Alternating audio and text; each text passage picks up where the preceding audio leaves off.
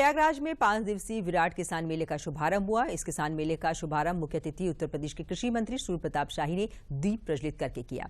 उन्होंने आए हुए किसानों को संबोधित किया। उन्होंने अपने संबोधन में कहा कि उत्तर प्रदेश का किसान खुशहाल है। केंद्र और राज्य में भाजपा की सरकार बनने से उत्तर प्रदेश में किसानों की दशा और दिशा दोनों बदली है। कृषि विभाग के द्वारा मिलने वाले किसानों को लाभ सीधे उनके खाते में दिया जा रहा है।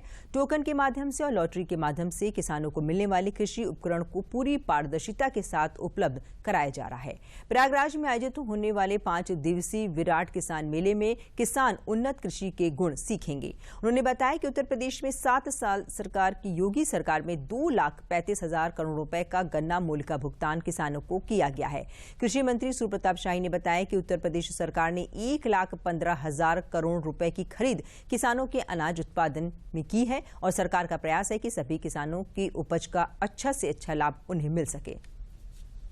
पिछले वर्षों में उत्तर प्रदेश की सरकार ने एमएसपी के आधार पर बड़े पैमाने पर खरीदारी हम लोगों ने कराई और यहाँ तक कि सपा और बसपा के 15 साल के शासनकाल से भी ज़्यादा खरीद एमएसपी पर हुई है और हमने 1,15,000 करोड़ रुपए से ऊपर का भुगतान खाद्यान्न की दृष्टि से किसान भाइयों को किया है। दूसरी बात यह है कि हम लोगों ने पहले के ज़माने में खरीद यदि होती भी थी, एक तो होती नहीं थी, यदि हो गई तो सिर्फ धान और गेहूं की होती थी।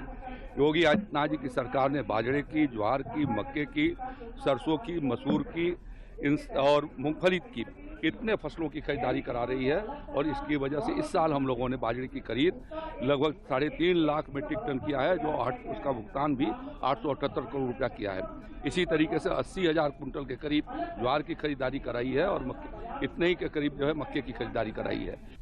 5 दिवसीय किसान मेला में कृषि और कृषि से संबंधित विभिन्न विभाग के काउंटरों में आधुनिक ढंग से, वैज्ञानिक ढंग से खेती करने की तकनीकी जानकारी दिया जाता है और सरकार का जो लक्ष्य है कि किसान की आय दोगुना हो, उसमें कम लागत की विधि बताई जाती है। कम लागत में कौन और कृषि के विविधीकरण और कृषि के साथ साथ सहायक पशुपालन और उद्यान पर जोर दिया जाता है।